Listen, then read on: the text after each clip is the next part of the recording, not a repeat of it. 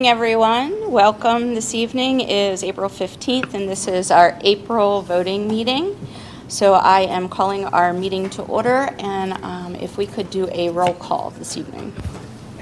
Councilmember Chmielewski. Present. Councilmember Cerna. Here. Councilmember Bria. Here. Councilmember Elam. Here. Councilmember Fry. Here. Vice President Kingsley. Here. President Sokolowski. Here. And Mayor Aronson. Here. Thank you. Great, thank you very much. All right, would everyone please stand for the Pledge of Allegiance? I pledge allegiance to the flag of the United States of America and to the republic for which it stands, one nation, under God, indivisible, with liberty and justice for all.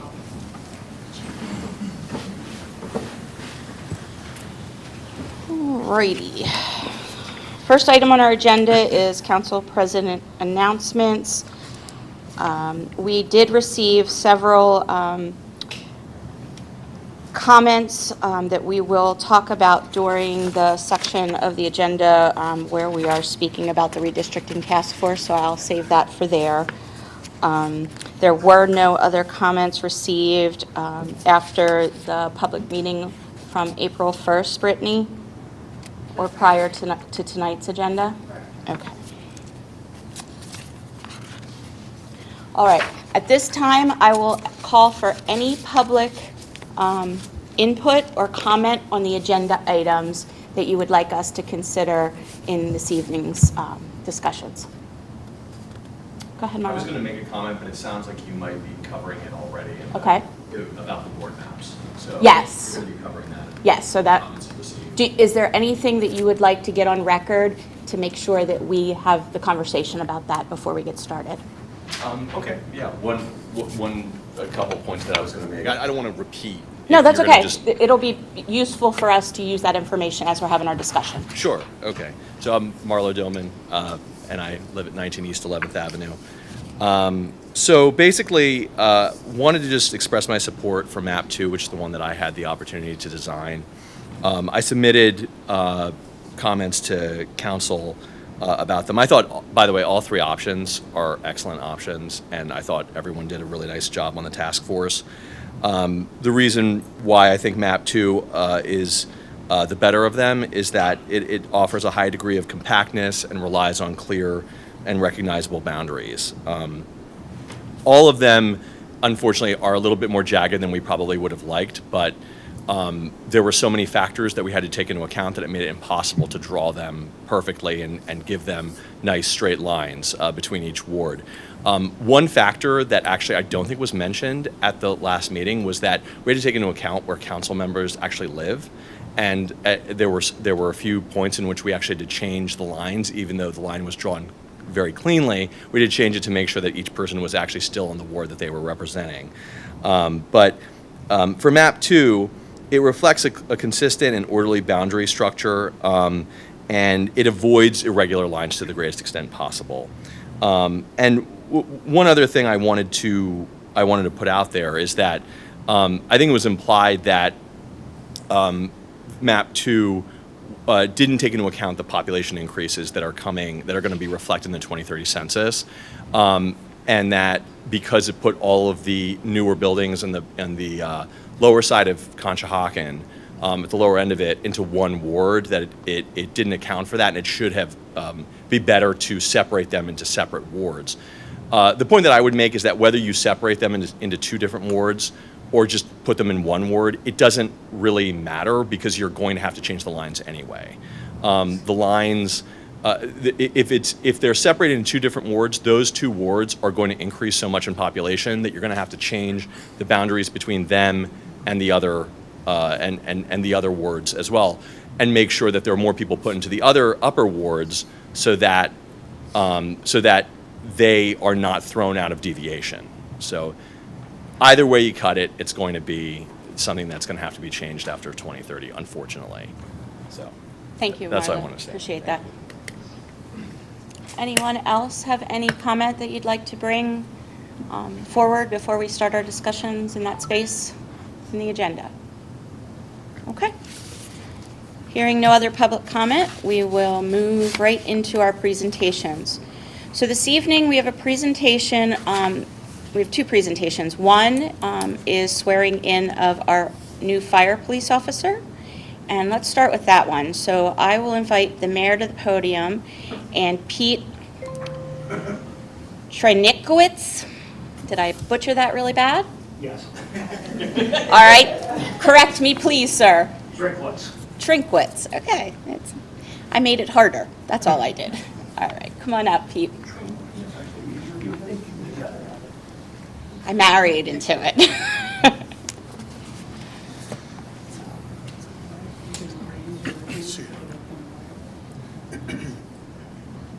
And repeat after me. I state your name. Peter Drinkwitz, Do solemnly swear do solemnly swear that I will support, obey, and defend I support, obey, and defend obey and defend the Constitution of the United States the Constitution of the United States, and the Constitution of this Commonwealth, the Constitution of this Commonwealth, and that I will that I will discharge discharge the duties the duties of my office of my office with fidelity. with fidelity. Congratulations.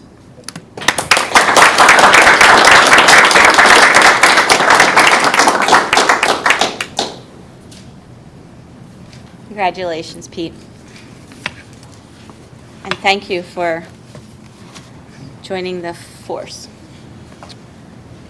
All right, next item on our agenda under presentations is a proclamation, and that is number 2026-04, and that is recognizing April 19th through the 25th of 2026 as National Library Week.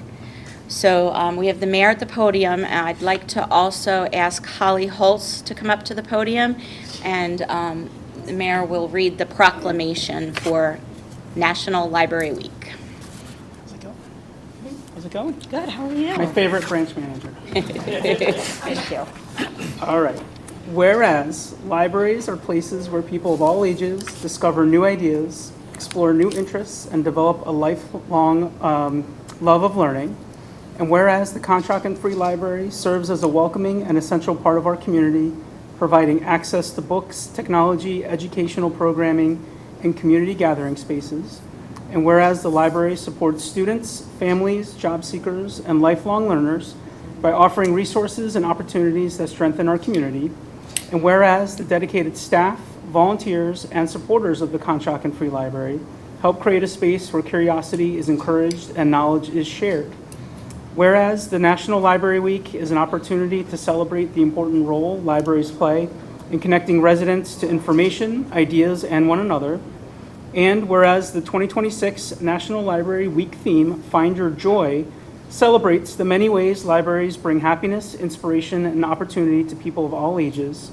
Now therefore, Mayor Yni Varenson and Conshohocken Borough Council do hereby proclaim April 19 to 25, 2026 as National Library Week in the Borough of Conshohocken, and encourage all residents to visit the library to explore, learn, connect, and find their joy. Congratulations. Thank you so much. Sure, yep. I have a few of our friends Come on. members Yeah, join. yeah, Would you mind coming up?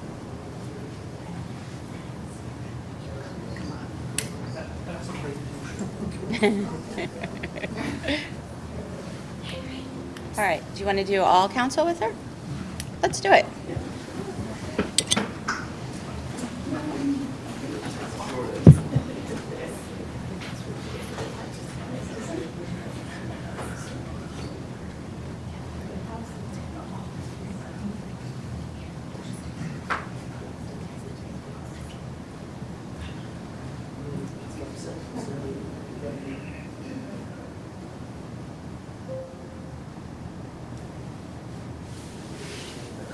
One, two, three.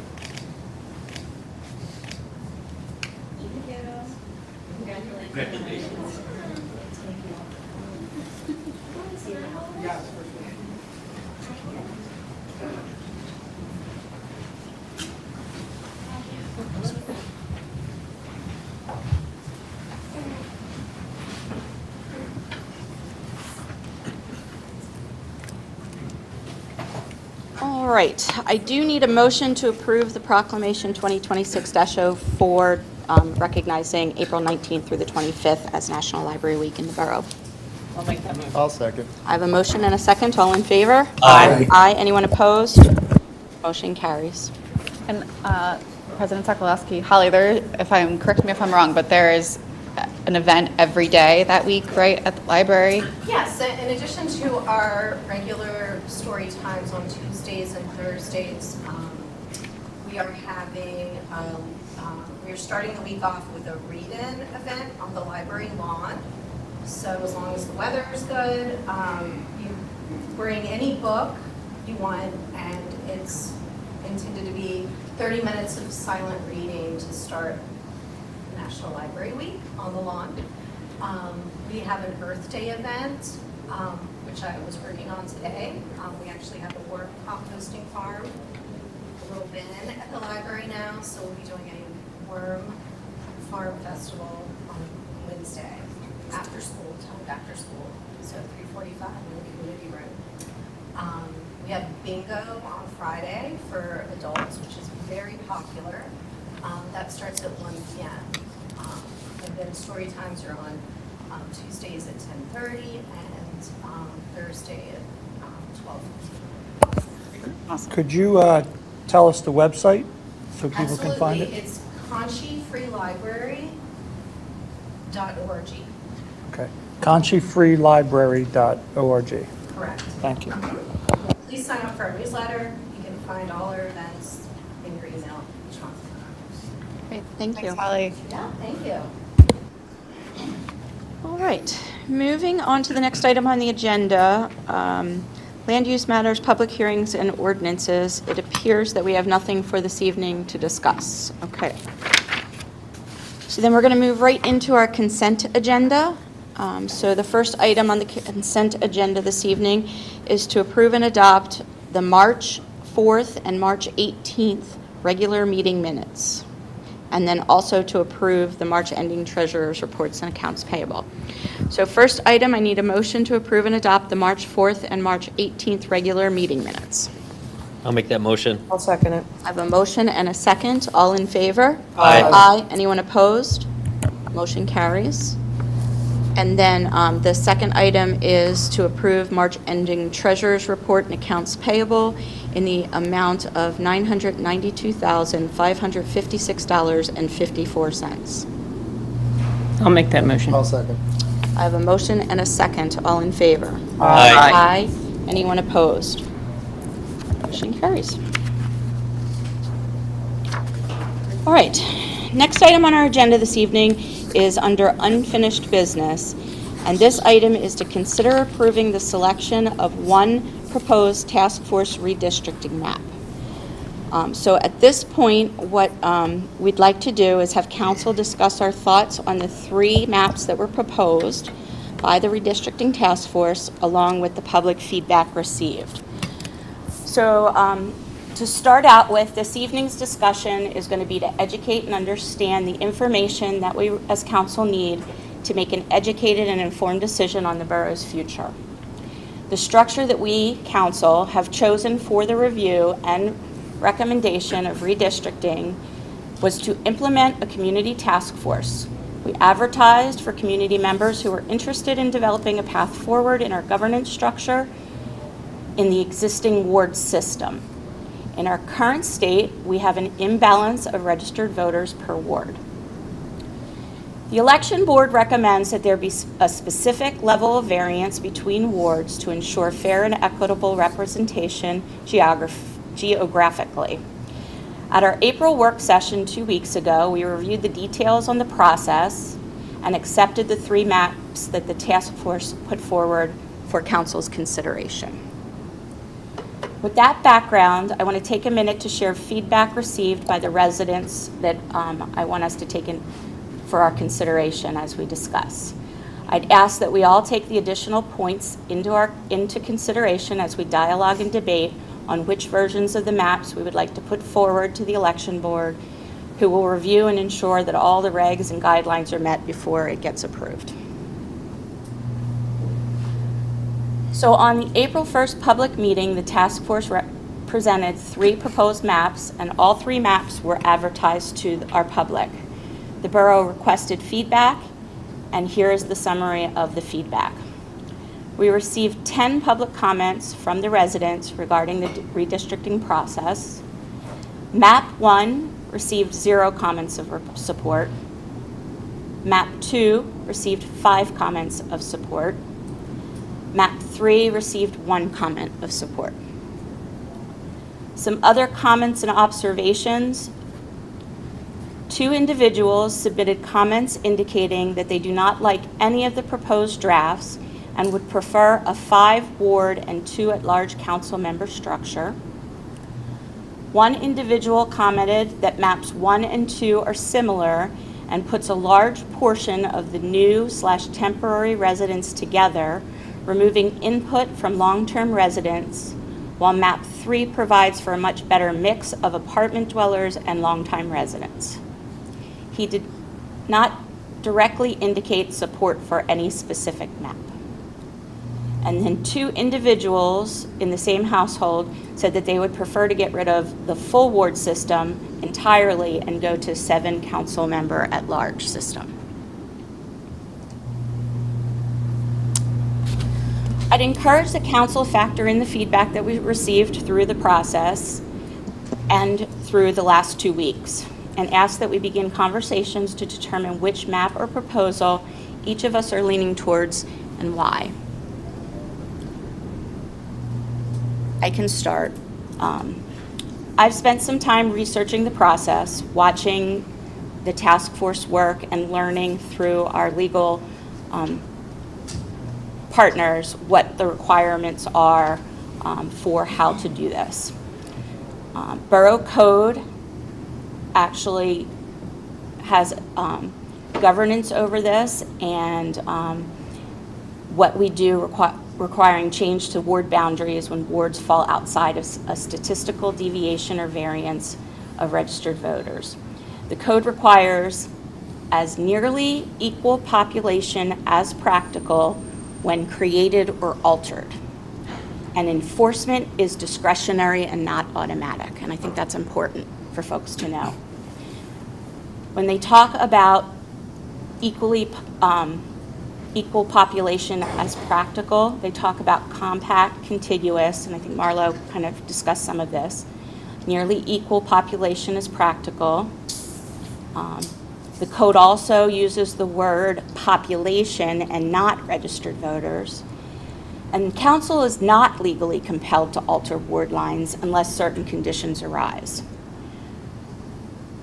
Based on the large discrepancies in some of our wards, specifically 1 and 2, with all the new development, I personally feel it was time to explore the process and appoint a community group to guide us in that process, which was our task force.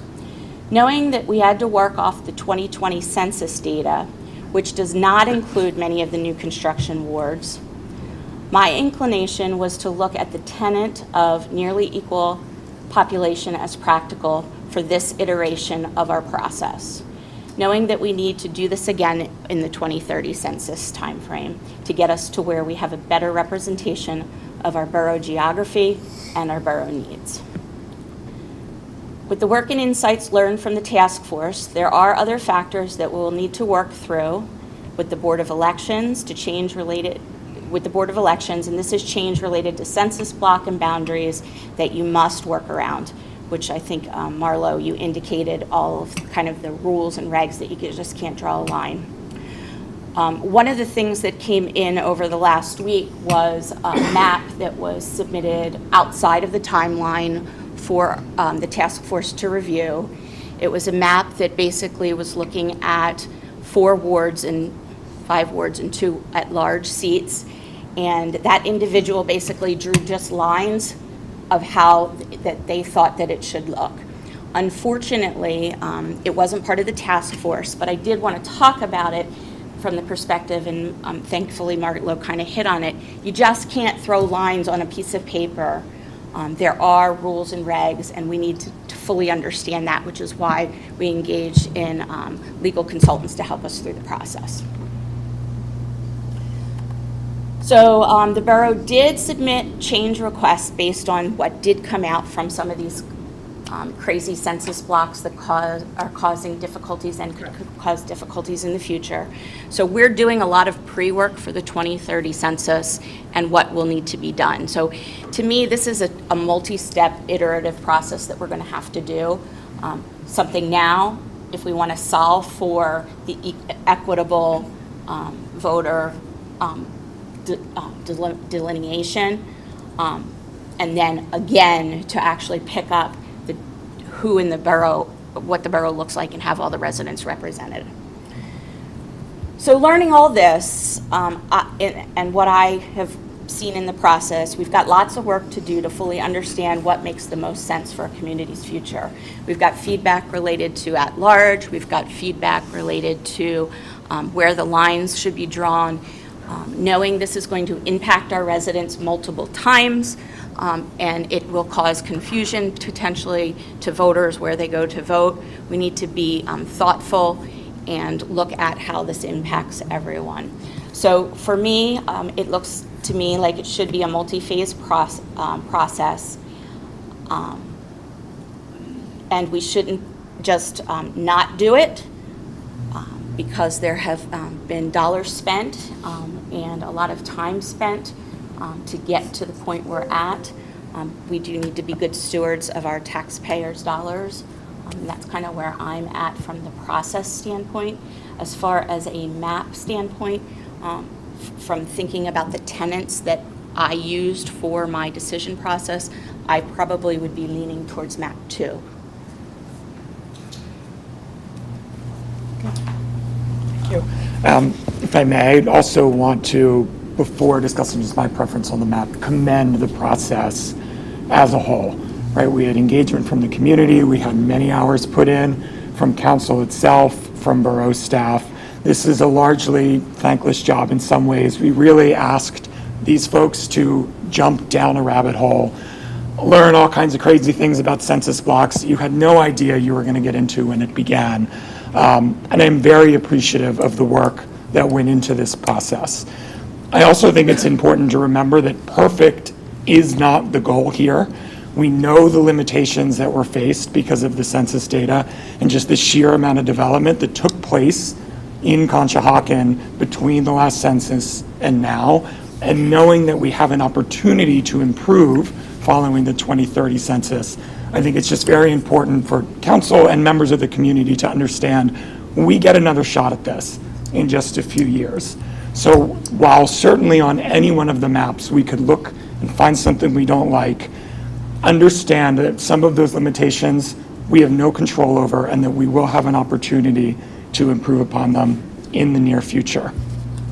I also think it's important for members of the community, particularly where we were seeing suggestions of going at large or going to a 5+2 model. This was a long process.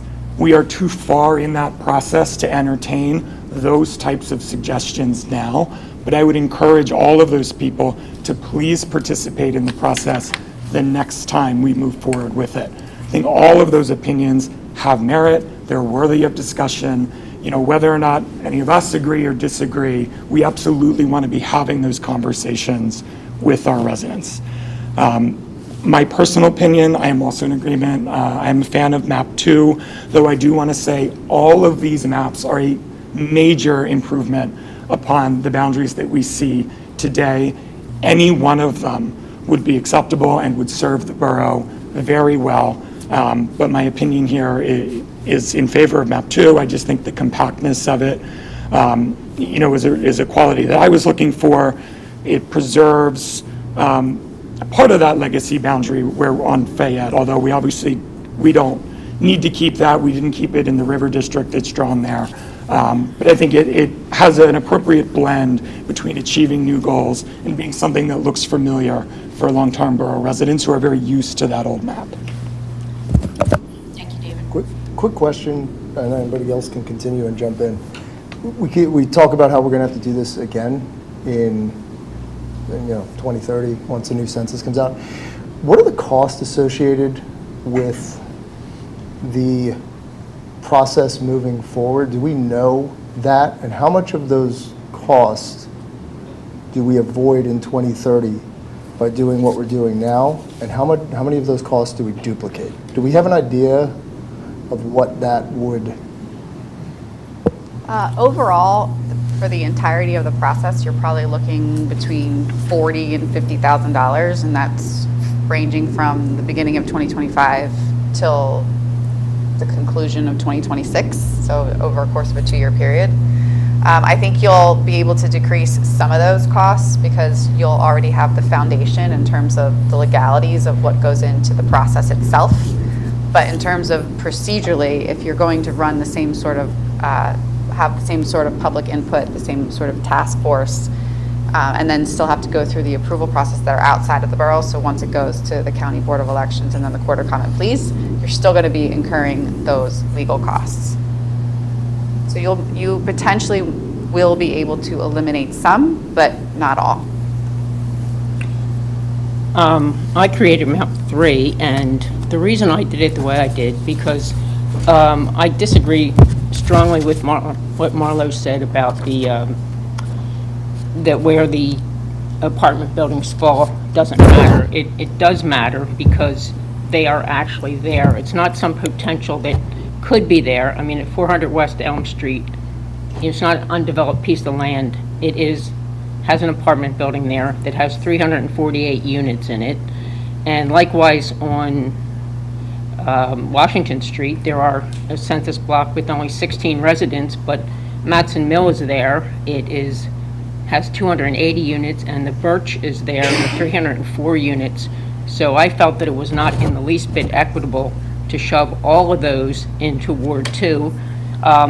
One person in the task force actually left them all in Ward 1. He kind of made a mess of his map, but it did work numerically. I mean, if that's all you're looking for numerically, I mean, it does work, but I thought that that was an equitable distribution of the unaccounted for population.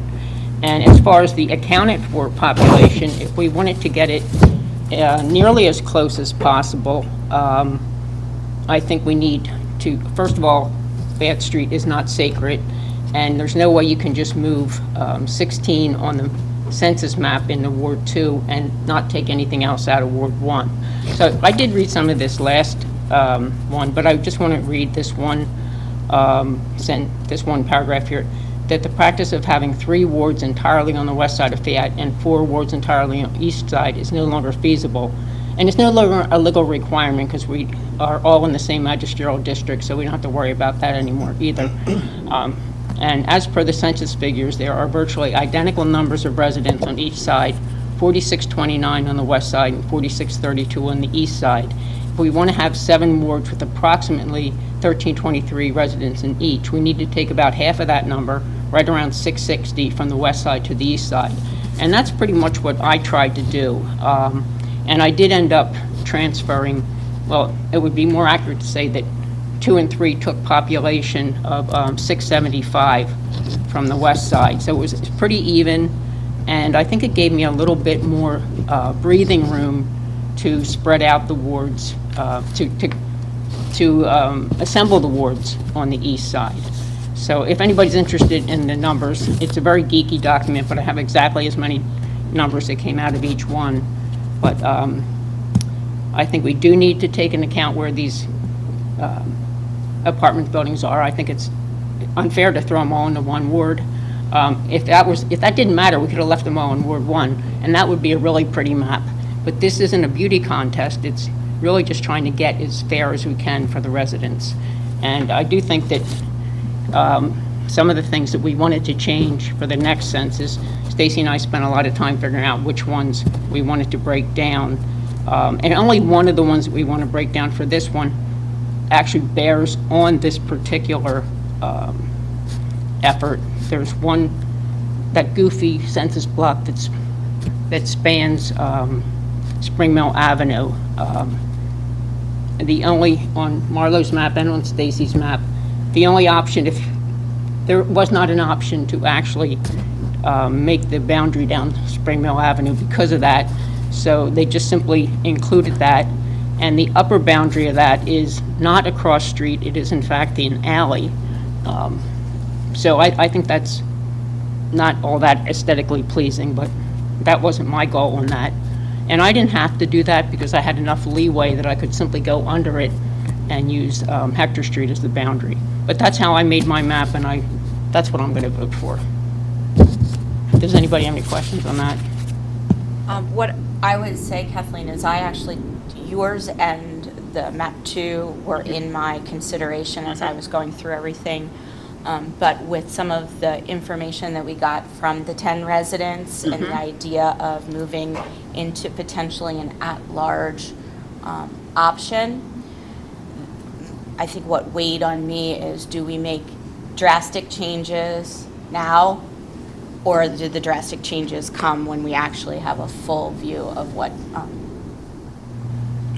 the 2030 census shows? So that's why I kind of lean towards Marlowe's. It kept us similar to where we are, not a whole lot of change for the borough residents, and it was in the spirit of the number. So but I actually echo David's. This was not easy. You would think that it would be easy just wiggling around numbers. The thought that you and Stacy and the task force put into these really had a lot of merit, and I want people to know that you spent hours and hours trying to do what was right for the residents of Conshohocken, and I fully appreciate that. So, a couple things before I talk about the map. You mentioned at large, which we got a good amount of people discussing that is a direction they want to go. Obviously, as David said, we're too far in the process. That's not going to happen. And part of me just wants to address that for a second, because you hear a lot of at large as some type of panacea for something that someone views as not perfect right now. And I'll speak to it personally, because the ward system, as it stands today, actually allows for a very low barrier of entry for people like myself, quite frankly. I probably wouldn't be sitting here if it was an all at-large council. The barrier for entry becomes very high at that point. So when I hear at large and wanting to, get better representation, I can tell you there's 6 people up here, aside from myself, that are excellent representatives for everyone in this borough, that want to do genuinely what's right for the borough and the people in it and the people they represent. My goal, ward maps are one thing, and I'm happy to discuss that, but we talk about ward maps out at large. All these things to solve problems.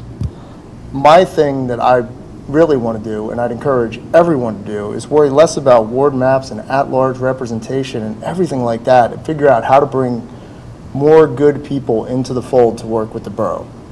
Because there's a ton of good people in this area that want to be involved with the Borough of Conshohocken, and whether that's through a commission or anything like that. So we're sitting up here trying to solve for numbers.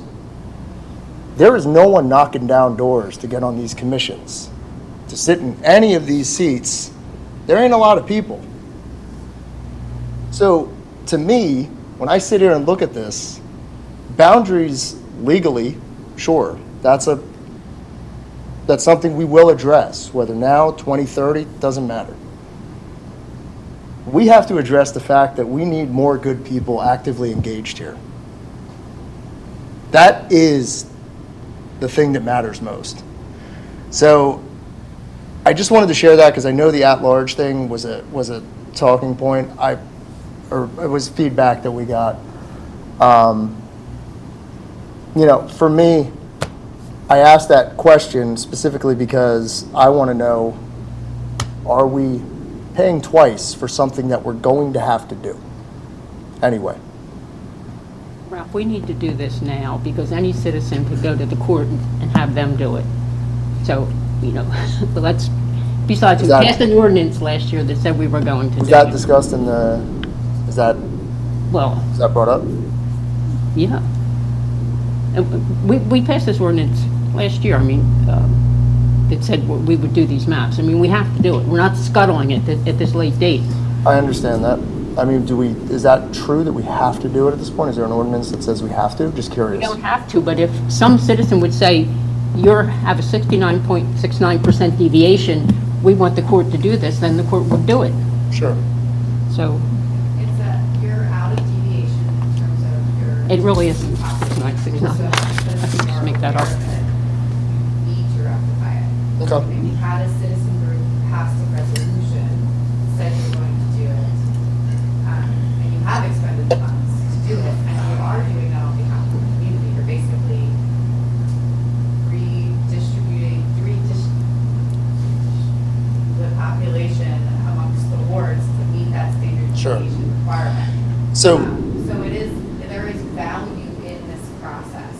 And this, I would say from an administrative perspective, we now have the tools available to us and an understanding of the process, because the next redistricting is going to be that much more significant because we know what's coming in terms of the census numbers for 2030. sure, and I don't know if Aaron, there's anything to add to that, but I think that captures what happened at the discussion with the task force.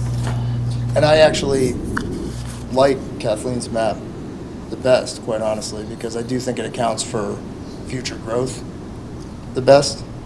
I think so too. That was the reason why I was like, when I looked at the different maps, that was the one that kind of jumped out, that you were trying to account for 2030 and moving forward.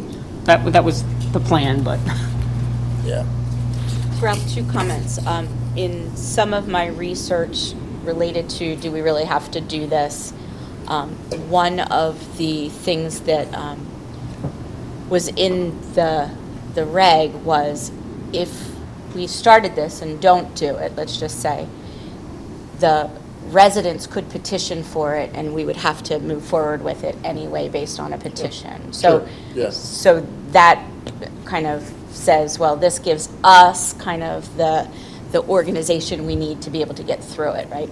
The second, I wanted to ask you, when you say there could be barriers for someone like you to actually get into a council seat, could you talk a little bit more about what you mean by that Yeah, sure. I from mean, your perspective? From my end, it was pretty simple. I didn't really have any expertise or experience in this, so for me, it was actually going around and meeting everyone, and that's part of the reason why I really like the current ward structure and being able to keep it in a way where you can really get to every single person in your ward. So when we talk about at-large, it's a situation where it makes it much harder to be able to contact every single person directly when you're going out and actually meeting people. I mean, I was able to knock on every single resident's door 4 or 5 times in a 2-month period.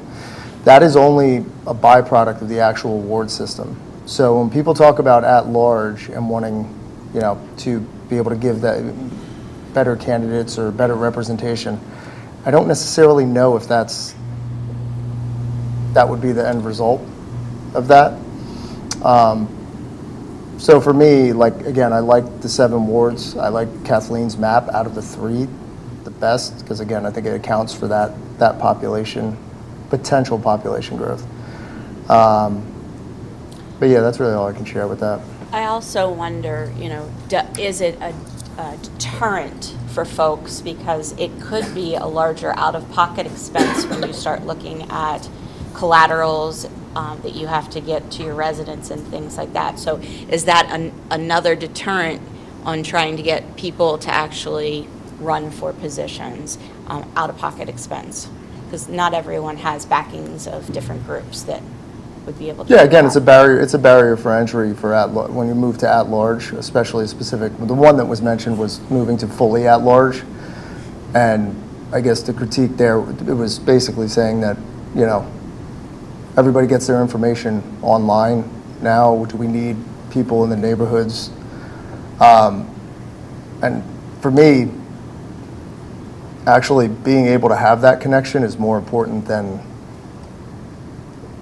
than anything. Being able to access that person that lives locally to you. A lot of what we do get a lot of information digitally, but that's a lot of also the problems that are created because we're receiving this information digitally and we're not having conversations with each other.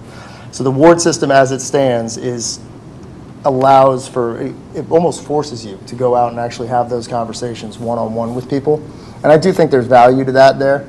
Again, when we go through the process in 2030, whatever comes of this, when we go through that process in 2030, I would hope that the people who are the loudest voices in the room have a conversation one-on-one with all of us, because I think you'll realize quickly that the value of actually speaking face-to-face instead of behind a keyboard or on an online forum, there's a ton of value there. And a lot more gets accomplished when that happens. So whatever happens tonight, happens tonight. I personally think Kathleen's is great. I do commend everybody for the effort that they put forth and did. All three maps are great, so I don't have any, massive critique. I don't think any of them are bad. I think they're all really great, and there was a lot of effort put towards them. I just personally like Kathleen's. I like the word system too, Ralph. But we don't have to decide that. No. And again, that was a Council. completely aside. It's just Yeah. the feedback we received was driving towards that. So my mind goes to when we have to do this in 2030, Yeah. It'll probably as many people come into the fold as possible, right? Early and often. Like, come in, have the conversations. Let's talk, right? And and again, And if change you my feel mind. Change my strong- mind on it, right? Change my mind. I'm fine listening to anyone and change my mind on it. I'm Right. If you feel fine to strongly, listen. let us know who you are. Yeah. The anonymous stuff makes it a little more difficult. Yeah. So there's, again, that's just my opinion on the feedback we got. But again, the map I would go for is Kathleen's. Anyone else? I feel like I have to speak. I want to add two words to what you were saying, constituent services. So not just before you're elected, but after you're elected. People in my ward, Joe from my ward is here tonight, right? Can call me, text me, stop me on the street, email me.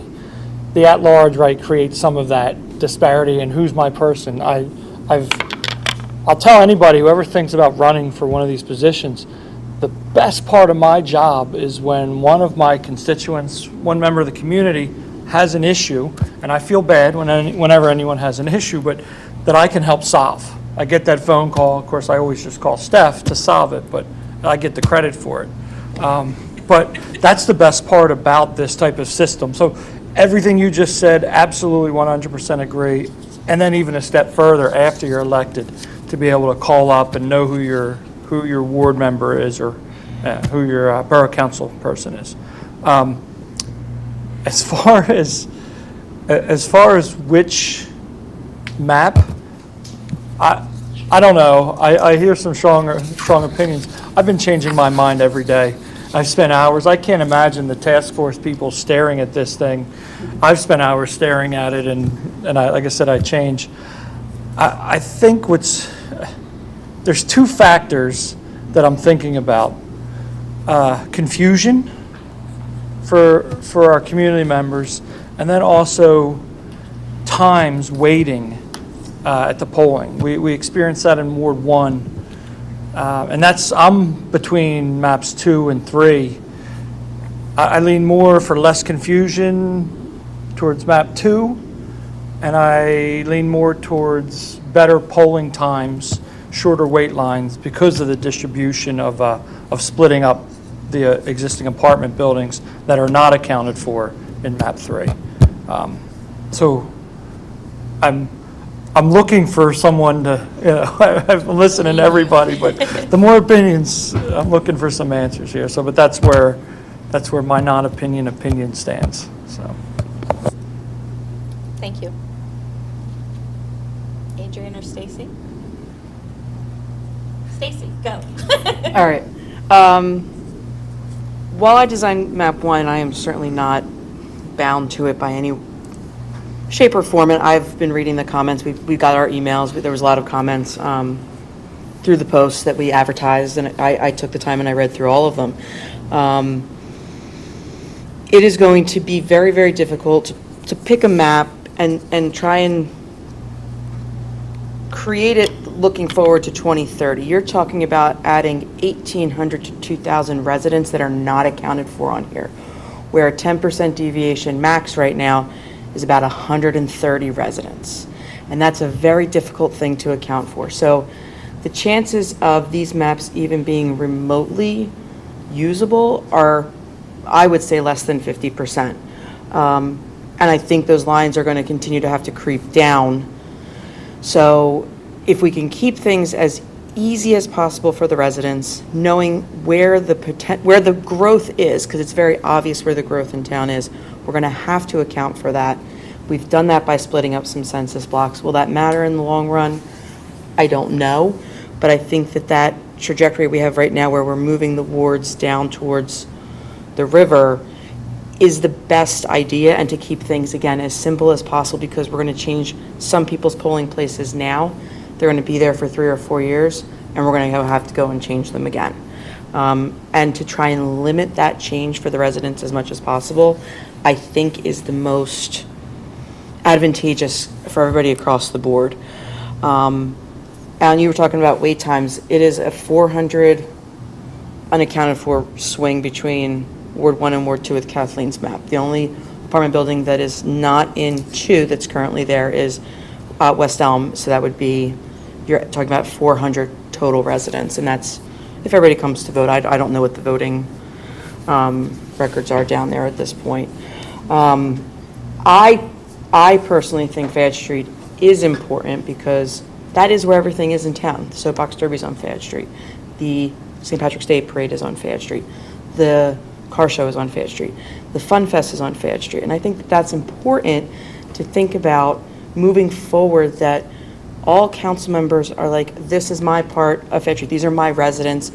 I go up to Fayette Street and I like walking up there, and I like talking to my residents that live there because they have a very different perspective on what's going on in town than other areas. And while my map is a very, very small sliver, it was a numbers game, and it was a fact that I wanted to make sure that there was something there. There's no residents in that area, but I want to make sure that it's just noted that to try to make that attempt maybe in 2030, when that 2030 census occurs, to see what we can do about making sure that everybody has a piece of Fayette Street, because I think it is integral and important to our town. I would lean more towards map 2 in that. Mine is a little jankier, strictly for that Fayette Street option, and I'm okay going 1 or 2, but I know that there was no opinion either way on 1 for the majority of input, and I'm okay with that, if 2 is where the majority ends up. Thank you. Adrian? Hey.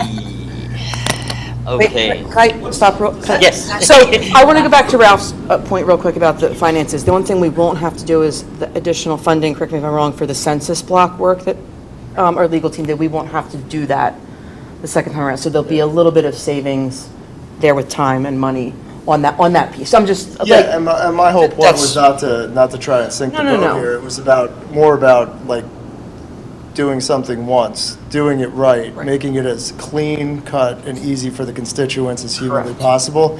That was why I was driving at that. It wasn't just about the cost. But I just- but I wanted to bring that- I wanted to bring that What up. you spoke to too. It's like, I'm a big proponent of, if you're gonna make a major change, you do it once, you do it correctly, and you do it as inexpensively as possible. We're down the road, right? So we're here. That is what it is. That's the only reason I was making that point. I apologize, go ahead. Thank you. I definitely want to thank everybody involved in the process, even people who went online to actually look at the maps, but especially those who were part of the committee, those who attended any committee meeting, and then Stacy, Kathleen, and Marlo. I really appreciate you for spending the time to construct these maps and then discuss why they would even be brought in front of council. All of that is hours of their personal time that was outside of their own council duties, outside of their own regular job and family. So thank you very much for that. And after having tried to use the Dave's Redistricting app and having my computer timeout every single time that I tried to move around the map, I really commend you on your patience as well. I also want to thank you because you're basically trying to create a puzzle that we gave you some parameters for. You're forced to utilize rules that also make you use outdated data. So, like everyone here is saying, this isn't going to be perfect. So I do believe that this is more like a first step in having a more accurate ward map or borough representation in with the 2030 census. I want to let the public also know that they did go into this with some restrictions already, saying like the 7 council members. And the reason for that is because there are myriad combinations that could have come out of this. Like we could have 13 wards. We could make it so that the wards each have 2 council members. So we would have 26 members of council. And now if you want to get the community involved, they would really have to be involved at that point, or lots of these wards would go underrepresented or not represented at all, because we still have races. We still have races where people are unopposed. We still have commissions and committees where they have empty seats that we need filled. And we need people to commit that time. So that, even more than that, you could, if we removed the wards and had at-large candidates, that creates another situation that we weren't really ready for. You know, you touch on it by saying the ward systems makes us really focus on our communities, and that's part of it. We live in the wards that we represent. In an at-large system, you don't have to do that. So you could have your 7 members of council all come from the block party crew up on East 9th. You could have them all come from Row in the Grand. You could have them all come, basically people who vacation in Conshohocken. That's another issue. So the ward system, I do believe in its restrictions, helps us also stay connected to the community. And now this is something, having come up with these maps, that we can think about in the future. If people are wondering, like, should there be something like at-large candidates or more wards or anything like that, or petition so that we reduce the number of wards to 5 or 3, which apparently we can do now through petition. But that, I think, is what we've done now, is started that conversation with having already, so there's this part of looking at it as a cost of us, not as a sunk cost, but we did need to start this process. And it's something that we also needed to make as public as we did, so that way in the years ahead, people are much more aware of this. Like, we started getting this feedback as we solicited the 3 maps. So I think as we continue to grow, as we continue to evolve, we'll get to a better system once that next census comes along. But I really appreciate that we were able to stick to like this 7 ward system this time. I really appreciate you putting in all the time to be able to follow these rules that I'm sure cause lots of headaches and maybe arguments, I don't know, discussions, intense discussions. Debates.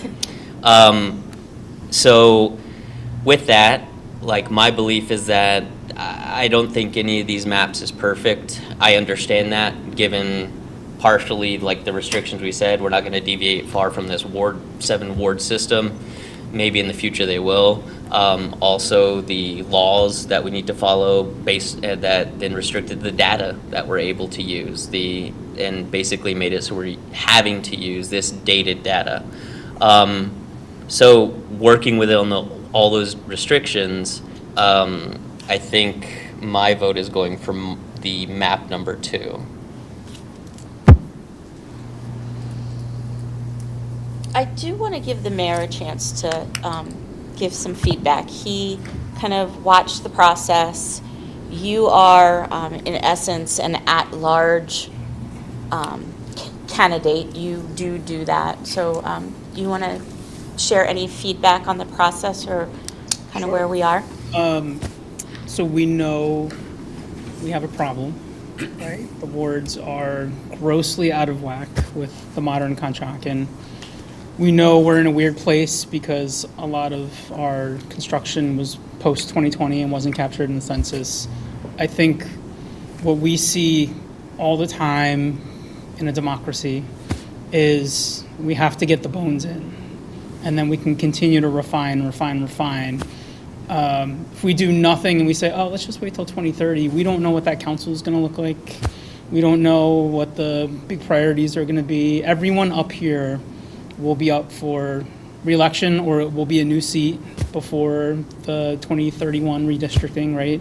So we will have a good sense from talking to folks what their preferences are as far as the ward system or at large or whatever it may be. But the fact remains, we have some wards I can get through in an afternoon and some wards take a month. I mean, that is grossly out of whack. The staff, Ward 1 and Ward 3, tell me all the time how difficult it is to intake voters on larger elections. That's not an issue. 2 has, right? So we, I think, set out a really transparent plan. I think we've involved the community. We begged the community at stages to join us. I think, as everything that we do, this is a compromise, and it's subject to circumstances that we're in. But I think any map up here, any of the 3, is a vast improvement, and will set us up really well to have even better, more refined maps come 2030. So thank you for letting me speak on that. And thank you to everyone who put so much work into this process. It's been 9 months. This isn't something that we thought 11. of overnight. 11 months, okay. So it's been a long process, and it's been a lot of collaboration, and I think we're in a very good place now to put forth a large improvement from what we have now. Thank you, Mr. Mayor. Council have any more conversations we would like to talk about? If not, I think what I would like to do is ask Stephanie to do a roll call vote. What I heard in the discussions are maps 2 and 3. So if we could call out ayes for 2 and then ayes for 3 to see which one actually. Just go around.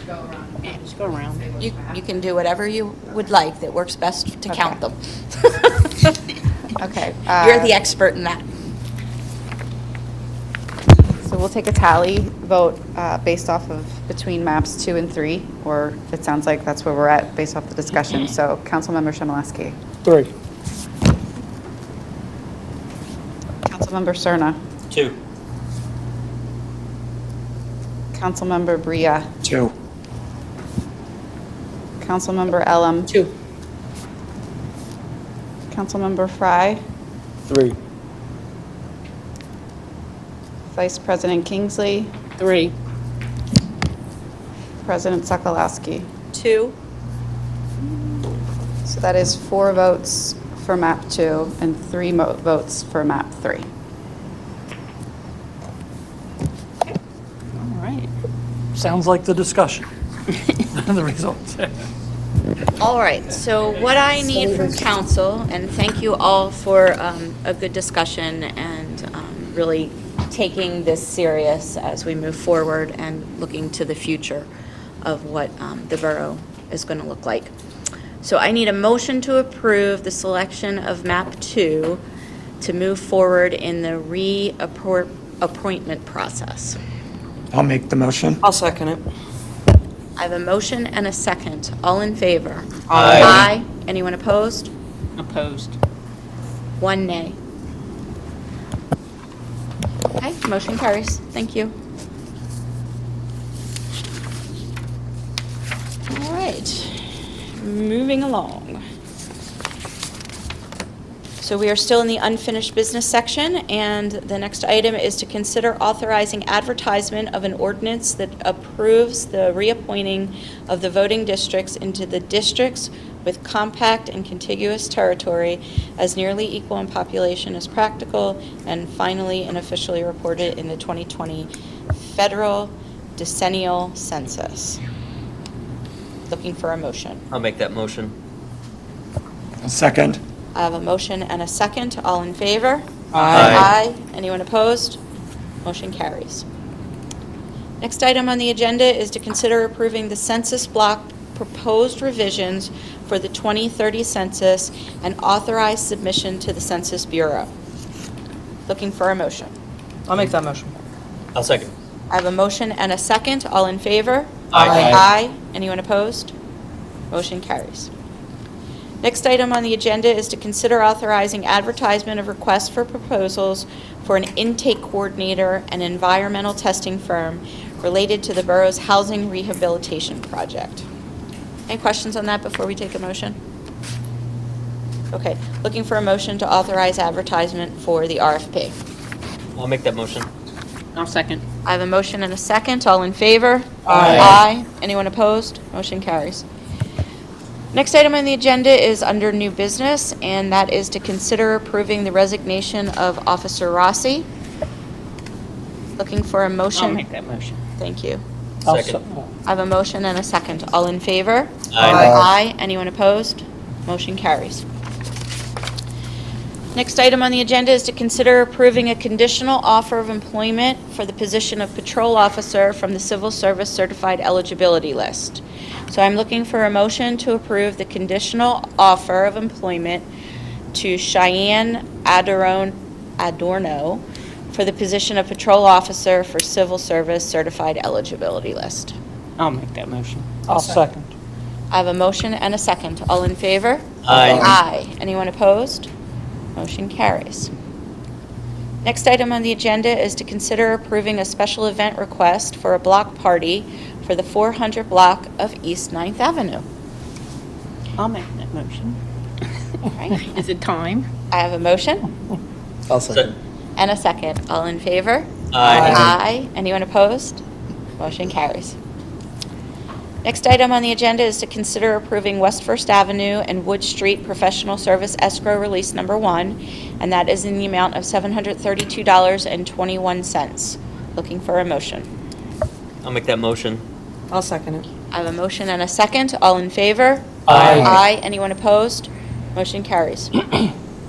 Next item on the agenda is to consider approving 203 East 12th Avenue Professional Service Escrow Release Number 1 in the amount of $10,533.21. Looking for a motion. I'll make that motion. I'll second. I have a motion and a second. All in favor? Aye. Aye. Anyone opposed? Motion carries. All right, next item on our agenda is our fun part. We're going to look at the mayor and council matters. Okay, thank you. I got to attend an event with Chief Lennon, which is always super fun.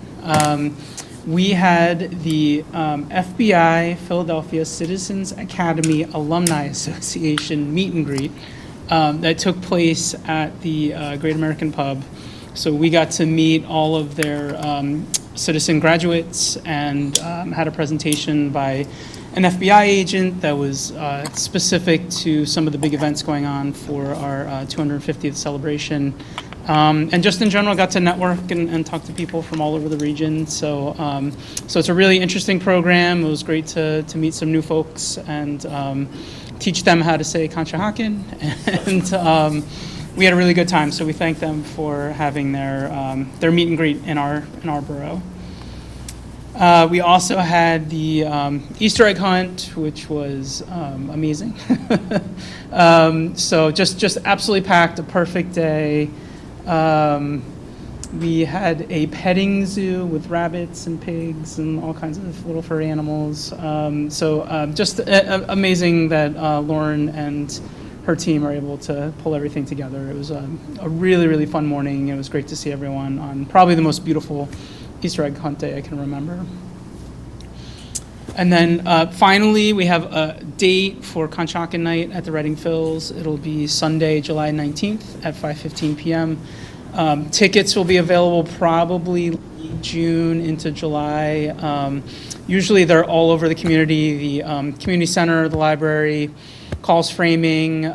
So I'll make sure to get a list out as soon as those locations are finalized. But we hope everyone puts this on their calendar. And it's a great ballpark, free parking, cheap food, always great seats everywhere. So it's always a fun night. We thank the Reading Phils for working with us.